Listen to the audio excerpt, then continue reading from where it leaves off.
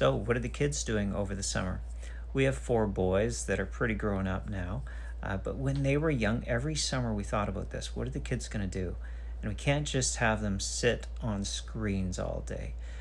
Camps and sports aren't going to be enough to cover the whole summer. We've got to come up with something. How do we get them outside? They just want to be inside. Well, here's a suggestion.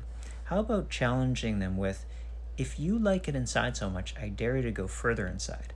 I dare you to talk with a therapist who's going to challenge you to look very deeply inside and wrestle with it. Find out what's going on in there, how it works, how you work, what motivates you and what gets you stuck. What's difficult and how do you tend to get around it? And will it ever be time to confront it head on and work through it? What makes you anxious and how do you manage that?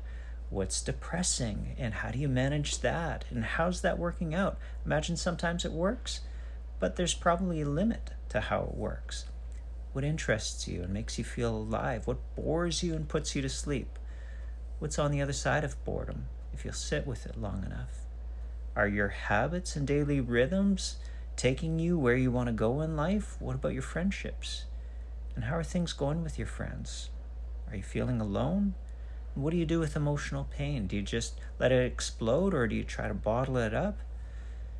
And how do you say no to people when people just want you to say yes? And how do you say yes when people just want you to say no? And how can you become you when there's so much pressure to be someone or something else?